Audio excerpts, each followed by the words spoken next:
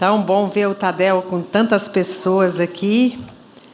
E nós pedimos ao Espírito Santo que nos ajude a entendermos a palavra de Deus e colocarmos em prática em nome de Jesus. Amém?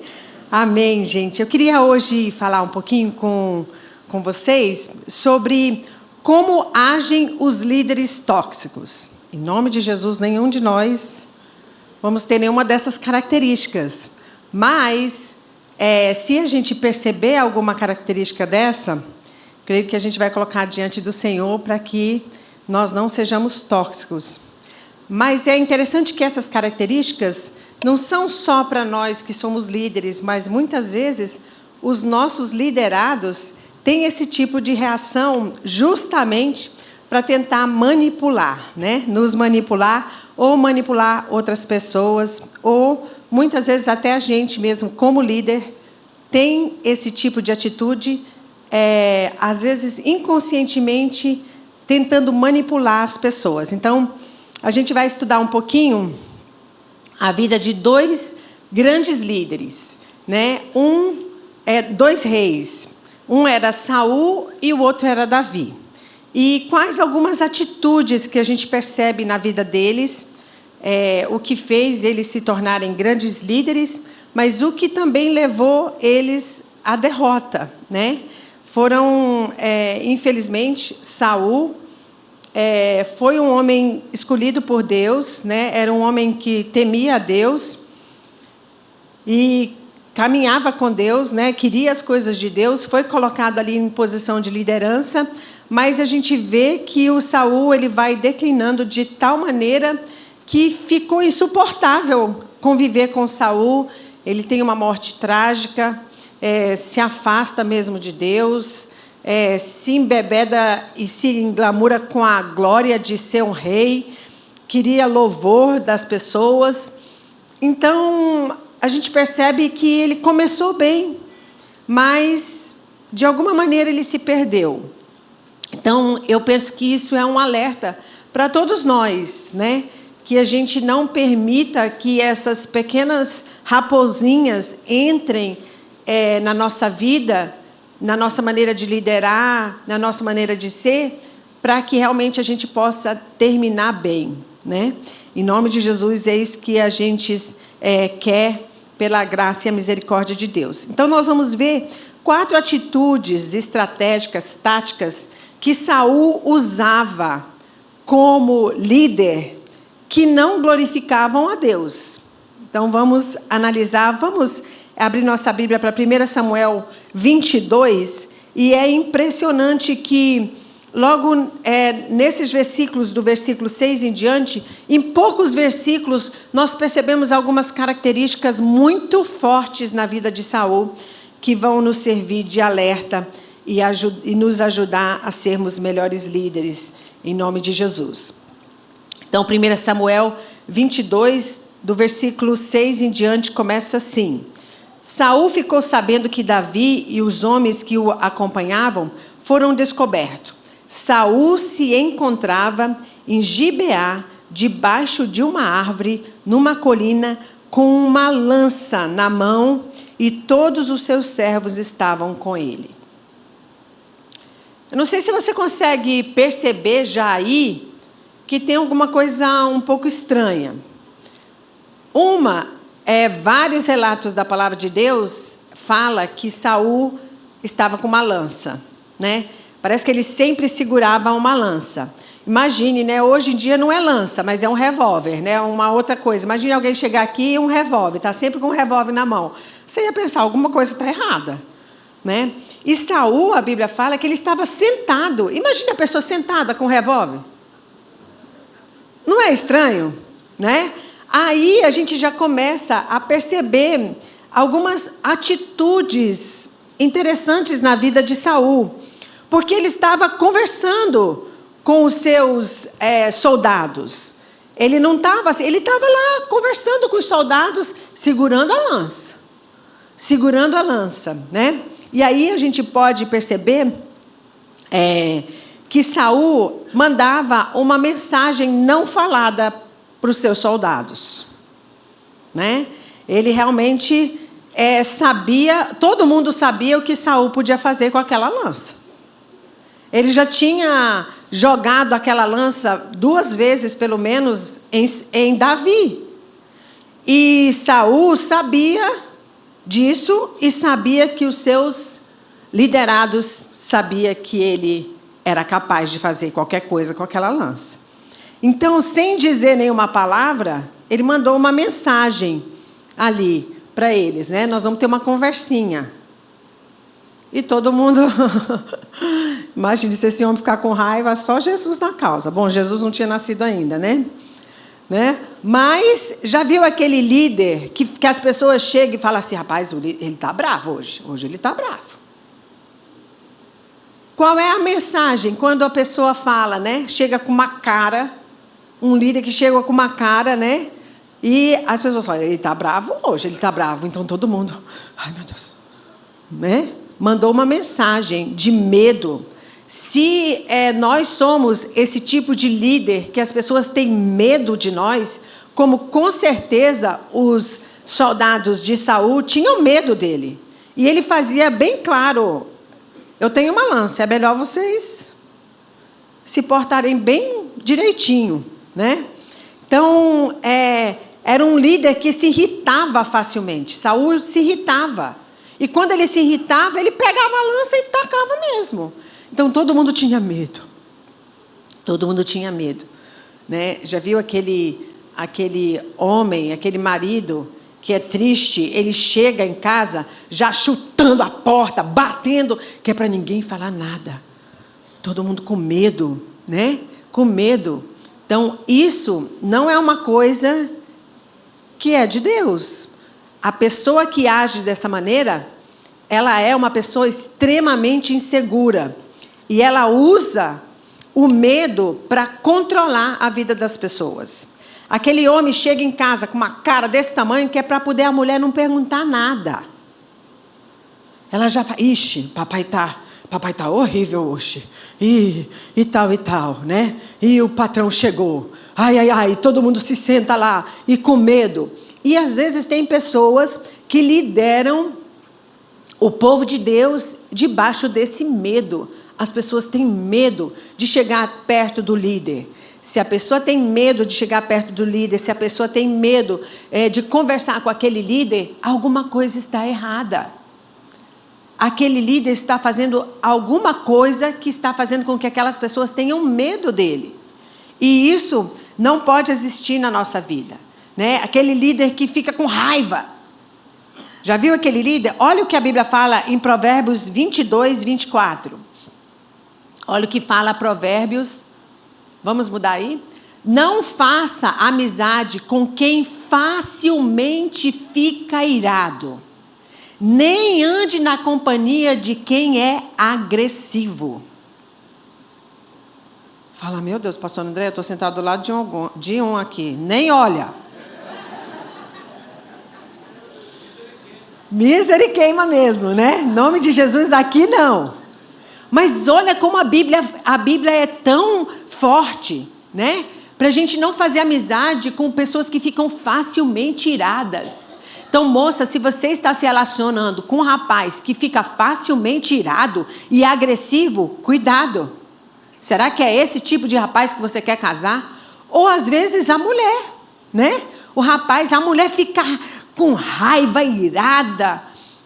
A Bíblia fala que não deve nem ficar amigo. Por que não deve nem ser amigo? Porque as más companhias corrompem os bons costumes. Aquela ira, aquela raiva daquela pessoa acaba muitas vezes contaminando a outra e ela se torna uma pessoa assim. Mas não somente se torna uma pessoa assim, você até se arrisca andando com uma pessoa assim. Sabia? Por quê? Já viu aquela pessoa, né? Uma vez eu aconselhando uma senhora, e ela vivia com um cara, e ela falou para mim, ela falou assim, quando ele fica com raiva, às vezes ele começa a brigar no carro, e eu fico desesperada, porque ele sai com o carro, quase parece que vai bater em tudo, e eu fico temendo pela minha vida, porque eu pensei, ele vai se matar e vai me matar também. Né? Porque era um homem iracundo, um homem que facilmente ficava com raiva. né? E irado. Isso é perigoso. Então, cuidado. Se nós somos líderes que facilmente nos iramos, ficamos com raiva, alguma coisa está errada. Nós temos que lidar com isso, né? Pessoas que perdem a paciência rapidamente. Então, a primeira característica que a gente vê de liderança de Saul é que ele era um líder que intimidava os outros. Ele intimidava. Vamos lá para a próxima característica que a gente percebe aqui na vida de Saul. Escutem, aí ele começa a falar, né? Todos os seus servos estavam com ele. Saul disse aos servos que o rodeavam: escutem, filhos de Benjamim. Será que o filho de Jessé, que era Davi, né, dará também a todos vocês terras e vinhas, e fará de todos vocês chefes de milhares e chefes de centenas? Olha só, que líder manipulador, né? Ele dava presentinhos para os seus liderados. Ele dava coisas para os seus liderados, mas ele dava na expectativa de receber alguma coisa. Já viu aquelas pessoas que fazem essas doações, né? Dá tudo, né? Dá tudo. Já viu aquela pessoa que você sai, ela paga tudo para você e tudo. Ai, meu líder é tão... Olha só. Muitas vezes essa pessoa está usando dessa manipulação para depois, aquilo que parecia tanto amor, cobrar. E Saul estava claramente relembrando todos os seus soldados. Será que o Davi vai ser tão bom como eu? Eu dou presentes para vocês, né? Eu dou coisas para vocês. Já viu aquele líder, né? Que a pessoa quer sair, tá assim, se sentindo sufocado por ele, e ele fala assim: eu já te ajudei tanto. Eu já fiz tanto por você. Quantas horas eu gastei com você? Sabe o que é isso? É um estilo de liderança por obrigação. Você tem obrigação de estar debaixo daquela pessoa, porque aquela pessoa cobra que ela tem te ajudado, né? Já fiz tanto por você, te ajudo tanto, toda vez que você precisa eu estou lá. Realmente isso pode ser verdade, que a pessoa faz isso. Agora, se a pessoa faz isso cobrando, sempre te lembrando, se ela faz isso de todo o coração, amém, ela está fazendo para Jesus, né, para o reino de Deus, mas se você quer tomar uma atitude ou fazer alguma coisa e ela te lembra daquilo para que você não se mova, alguma coisa está errada. Ela está sendo um líder, né, manipulador, que lidera as pessoas por obrigação. As pessoas têm que estar sendo lideradas por nós, não por obrigação, mas porque nós conquistamos aquelas pessoas com amor e queremos o melhor daquela pessoa e não queremos usar a vida dela para nos colocar num lugar, né? Nós não fazemos isso, nós fazemos por amor. Ajudamos sim, estamos lá várias horas sim, demos coisas para elas sim, mas quando ela vai tomar alguma decisão, eu não posso usar aquelas coisas que eu fiz para manipular aquela pessoa, para que ela não tome aquela decisão, para que ela esteja debaixo da minha liderança, obrigada. Né? Então, é muito interessante. Nós temos que ter cuidado com essas técnicas e táticas de manipulação que muitas vezes as pessoas usam, né? Usam. Então, já vimos que ele intimidava, né, as pessoas, ele agia para obrigar todos ali, né, ficar debaixo dele. E a terceira coisa que a gente vê aqui, no versículo 8, é acusação. Um líder que liderava acusando. Ele fala assim... não, ele está falando, né? Será que ele dará a todos a vocês terras, vinhas e fará todos de vocês chefes de milhares e chefes de centenas? Para que todos para que todos vocês tenham conspirado, para que todos vocês tenham conspirado contra mim. Quem estava conspirando contra Saul? Nenhum daqueles caras ali, aparentemente, estava conspirando contra Saul. Pelo contrário, era Saul que estava conspirando para matar o Davi, né? Mas ele joga o problema dele para os outros. Estão conspirando contra mim. Já cria um clima ali, né? Não houve ninguém que me avisasse que meu filho fez aliança com o filho de Jessé. Realmente, o filho de Saul, Jonas, fez aliança com o filho de Jessé. Ele mistura verdades com mentiras, né?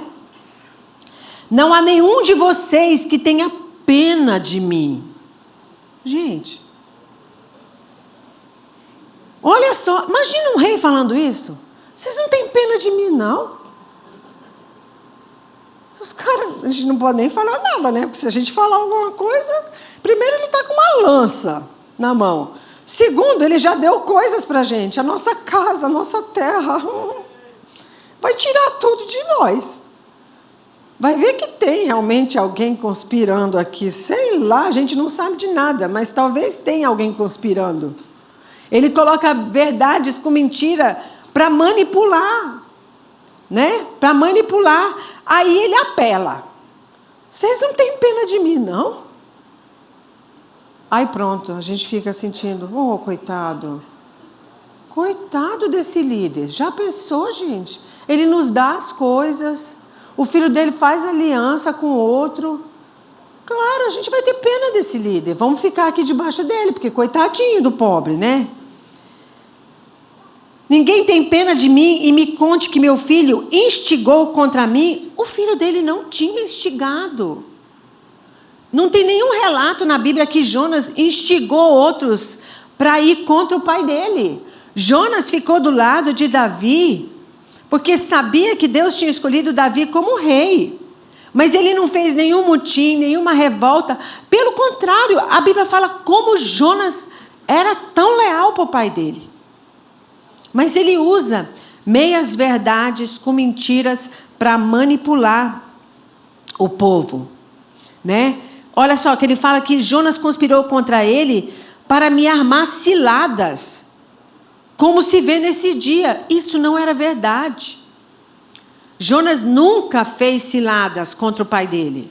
Era o pai dele que fazia ciladas contra o próximo rei, que Deus já tinha determinado, que seria Davi, né? Então a gente vê aí uma liderança por acusação. Fica acusando, né, as pessoas. E as pessoas se sentem na obrigação. Eu vou ter que ficar aqui, porque realmente, né, coitadinho dele. Né? Aí nós vemos nesse versículo 4, nesse versículo 8 também, ele manipulando, né, como eu falei. Ninguém tem pena de mim. Já viu aquela pessoa que fala assim, ninguém me ajuda, ninguém me ajuda. Eu sou tão isolada. Isso sempre acontece comigo. Aí o que faz a gente ficar? Com pena, coitada. Nossa, isso sempre acontece com essa pessoa mesmo. Ou comigo como líder, né? Se vocês soubessem como é a minha vida. Já viu? Isso é manipulação, gente. Se vocês soubessem o preço que eu pago por vocês. O que faz a pessoa sentir? Pena. Pena. É interessante o ser humano. Você sabe que... Não sei se vocês já viram um bonequinho que ele é uma árvorezinha, ele tem 2 olhão assim. Já viu aquele bonequinho? Você sabe que aqueles olhos... Você já olhou para aquele bonequinho e já ficou... Ele é feinho. Mas você acha ele bonitinho. É algo interessante que acontece na gente. Aquilo é feinho, mas a gente acha bonitinho e a gente tem pena daquele boneco. Sabe por que a gente tem pena daquele boneco? O ser humano, da maneira que a nossa pupila dilata, com os olhos abertos e a pupila dilatada assim, cria no ser humano uma sensação de pena, de dó. Então, até nos brinquedos, eles usam isso para que as pessoas comprem. Sabia? Você fica com peninha daquele bichinho, então, os olhos assim. Mas isso é no ser humano mesmo. Nós, seres humanos, temos isso. É um estudo que fizeram, que a gente tem pena, né? E aí a gente compra, imagina, né? E imagine um líder manipulador que fala essas coisas todas. Claro, a pessoa vai ficando com pena, né? Se você soubesse tudo que eu passo na minha vida. Ninguém me entende. Gente, isso é simplesmente, Saul aqui mostrou, simplesmente está manipulando emocionalmente os seus liderados. E nós não podemos ser líderes manipuladores emocionais, né? Manipular as pessoas para que as pessoas estejam debaixo. Por quê? Né? Porque vocês não sabem que eu passo por vocês. Oh, meu pai, eu pago um preço tão alto. Gente, vocês não sabem, né? Então, é manipulação, né? Todo mundo tem as coisas, menos eu. Eu fui a única que não casei na família. Aí você já fica, coitada, meu pai, a pobre nunca casou. Será por quê, né? Né? Então, como agir com essas pessoas tóxicas? Como agir com esse tipo de pessoa que gosta de manipular as outras pessoas, né? Geralmente, pessoas mal-humoradas, mal-educadas, dão patadas. Em geral, isso é reflexo de insegurança. Elas são inseguras e elas agem assim. Eu lembro um senhor que contou que uma vez, né, ele era bem articulado e tudo, e uma vez ele estava na sala de aula, quando ele era jovem, e o professor precisou de fazer alguma coisa. Então, ele chamou, fulano, vem aqui, toma o meu lugar. E ele simplesmente não sabia nada, e não sabia nem o que falar, não sabia como conduzir a classe. Então, ele falou alguma coisa, aí alguém levantou a mão e foi fazer uma pergunta, ele, cala a boca, todo mundo cala a boca. Mas por que ele fez isso, né? Ele falou que ele fez isso porque ele estava tão inseguro que ele não sabia a disciplina. Então, ele mandou logo todo mundo calar a boca. Aí todo mundo ficou logo, falou alto e todo mundo ficou logo, né, assim, uma maneira de controlar a classe, mas por insegurança, né? Então, o que fazer? Nós vemos na vida de Davi. Davi foi um exemplo de líder, em muitos aspectos. Teve aspectos que Davi pisou na bola e tudo, mas em muitos aspectos, nesse caso aqui com Saul, a gente pode tirar muitas pérolas da vida de Davi, né? Como Davi reagia diante de líderes tóxicos, ou pelo menos da vida de Saul? Primeiro, se recuse a ficar ofendido. Gente, eu acho isso assim, Davi não ficava ofendido com Saul. E eu fico assim, admirada, né? Admirada. Por quê? Pessoas, quando elas são ruins, elas não estão revelando o que está dentro de você, mas sim o que está dentro delas. E Davi, de alguma maneira, ele entendia. Ele não ficou com raiva, não deixou ficar ofendido pelas maluquices de Saul, né? Ele não se deixava ficar ofendido. E é uma das coisas que a gente tem que aprender como líder. É difícil? É muito difícil. Mas nós temos que escolher. Eu não vou me deixar ficar ofendido. Tem muitas coisas que a gente, né, aquilo ofende a gente, aquilo dói na gente. Racismo, desigualdade, estupro, exploração sexual, aborto, tudo isso machuca a gente. Mas quando lida com coisas que as pessoas fazem contra nós, eu posso escolher, eu não vou me ofender com isso. Eu não vou me deixar, é uma escolha, eu não vou me deixar ficar ofendido quando as pessoas fazem algo. Porque, gente, aquele comportamento que aquela pessoa está fazendo, a gente tem que olhar por cima do comportamento dela. Atrás de uma pessoa que machuca outras pessoas, tem uma pessoa machucada. E, às vezes, ela faz esse tipo de coisa, até inconsciente. Então, sabe como um pai olha para um filho, né? ele entende, esse filho, ele ainda não é maduro o suficiente. Ele faz essas coisinhas porque ele não entende. Nós, como líderes, nós temos que desenvolver isso. Maturidade. É extremamente determinada por como você trata as pessoas que nos tratam mal. Como você responde. É fácil? Não é fácil. Né? Não é fácil. A nossa tendência é, alguém fez algo para nós, pois eu também vou fazer. Eu vou me vingar. Né? Eu era muito assim. Eu não levava desaforo para casa. Né? Falou uma coisa, eu falava também. Dava uma resposta também. Era faca rápida. Pum, Tramontina. Né? Mas a maturidade, e ainda tem muito para amadurecer, né? Para mim amadurecer, a maturidade vai levando a gente, tá bom, não vou responder, né? Às vezes eu estou com uma vontade de dar uma resposta, eu falo, meu Deus, eu estou com uma vontade de te dar uma resposta. Mas, amém, né? Não vou deixar isso ofender. Fala algo, rebate logo. Nós, como líderes, né, nós temos que crescer e amadurecer emocionalmente, espiritualmente, porque essa maturidade vai ser refletida na maneira como nós lidamos quando as pessoas nos tratam mal e qual é a nossa reação. Né? Qual é a nossa reação? Então, ore para que o Senhor te dê um coração mole e uma pele dura. Né? E o que hoje nós temos, geralmente, é o quê? Um coração duro e uma pele mole. Não me toca, não me faz. Não. Né? Mas o coração mas tem um coração mole e uma pele dura. O Lucas, meu cunhado, que é o irmão do Eibe, que está na glória com Jesus, ele falava que um líder tem que desenvolver uma pele de jacaré, de rinoceronte, né? Alguma coisa assim, né?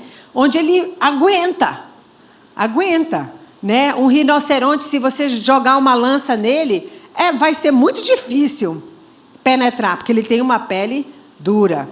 E a gente vai ter que aguentar. Tem coisas, tem criancices, tem meninices, tem situações que a gente está liderando, às vezes está liderando um live, acontece coisas. Alguém falou que você não dá palavra muito boa. O quê? Falou? Ele falou isso? Esse aí eu vou te falar. Já ajudei ele tantas vezes, agora vem falar uma coisa dessa.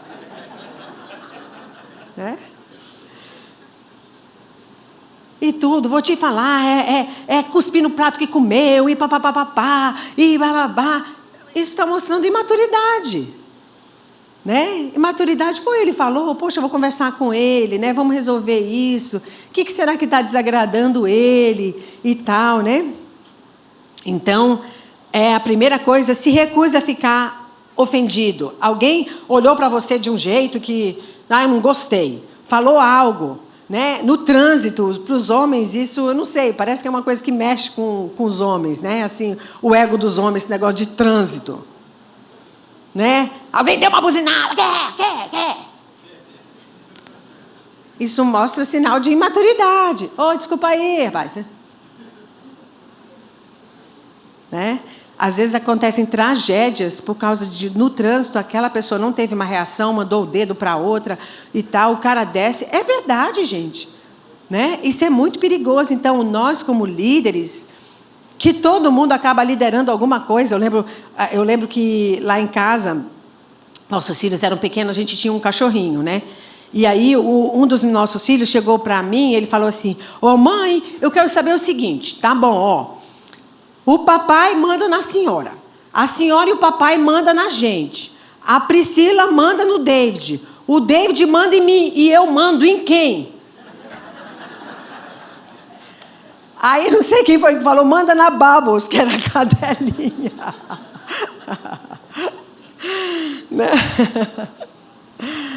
A gente tem a tendência sempre de querer mandar em alguém. Então, mas a gente não... primeira lição, se recuse a ficar ofendido. Olha como Provérbios 12:6 fala. Olha que Provérbios 12:6 fala. Provérbios 16, desculpa.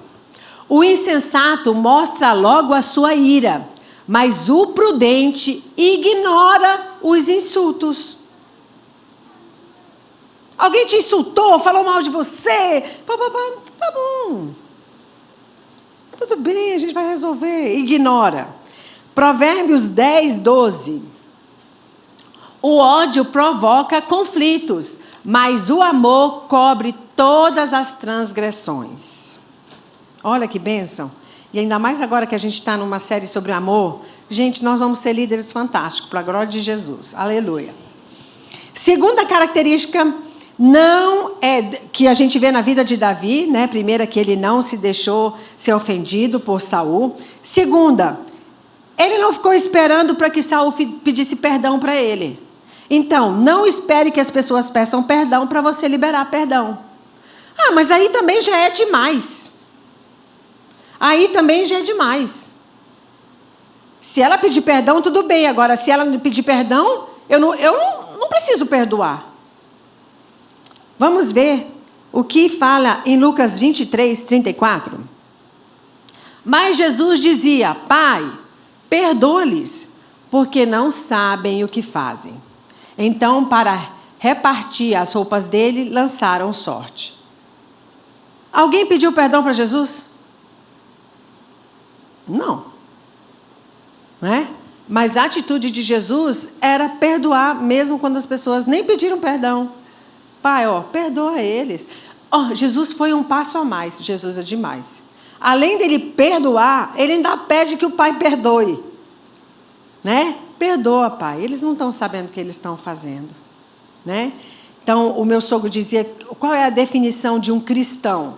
Um cristão é aquele que foi perdoado e vive perdoando. Né? E vive perdoando. Mesmo quando as pessoas não pedem perdão. Então, se alguém machucou ou fez algo contra você,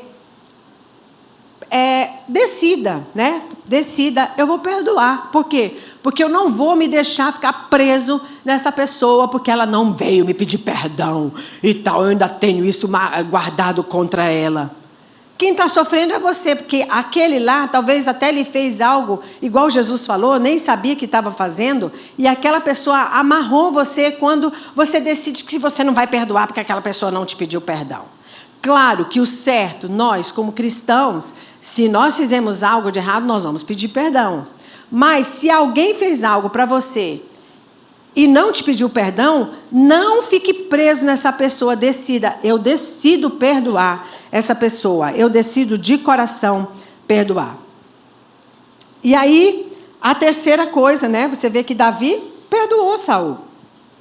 A terceira coisa, recuse falar mal daquelas pessoas que te fizeram mal. Recuse falar mal delas.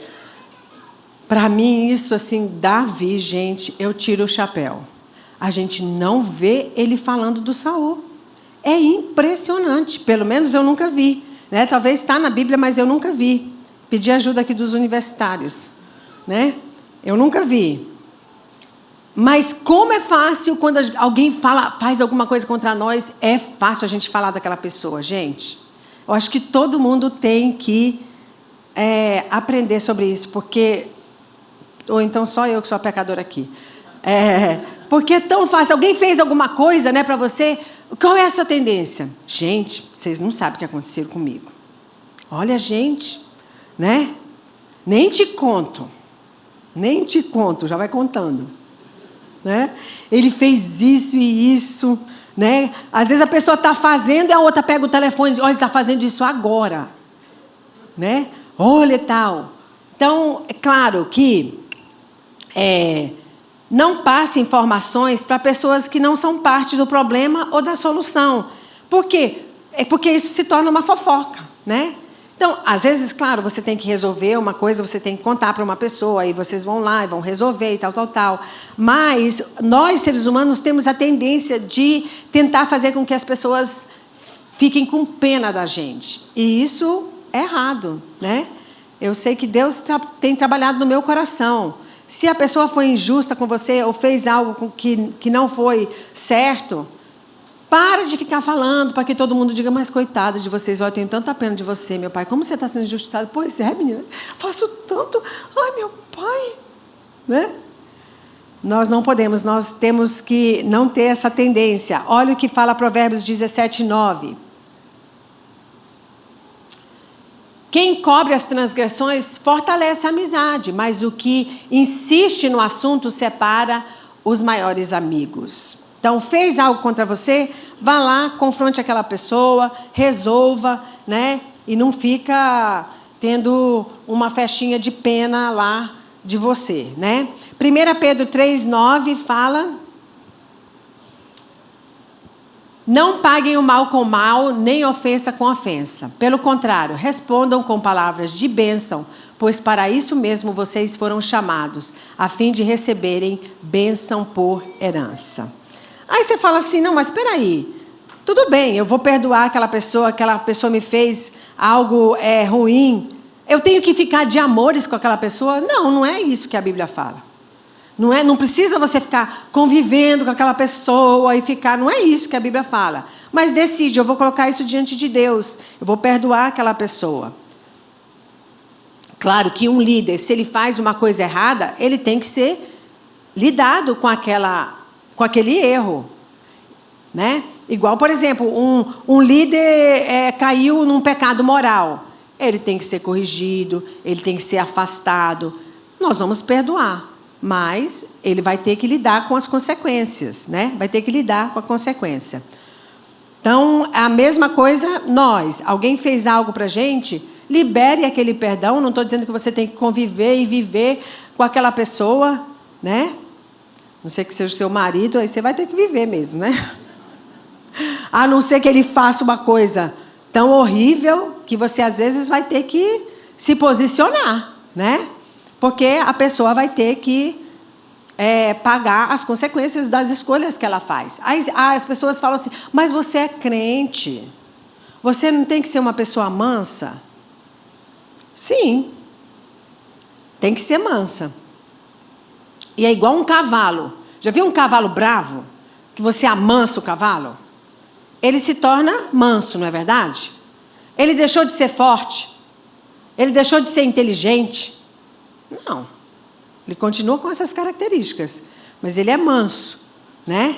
Ele se submete ao Senhor Jesus, a gente se submete ao Senhor Jesus, mas isso não tira de nós as nossas características e as coisas que muitas vezes vai ter que ser lidado com erros e pecados que muitas vezes pessoas que estão em posição de liderança, porque às vezes a pessoa está numa posição de liderança, faz uma coisa errada, os outros falam: não, mas a gente não pode falar porque ele é o líder. Ele não... Tem que ser lidado e ir lá e confrontar e corrigir aquela situação.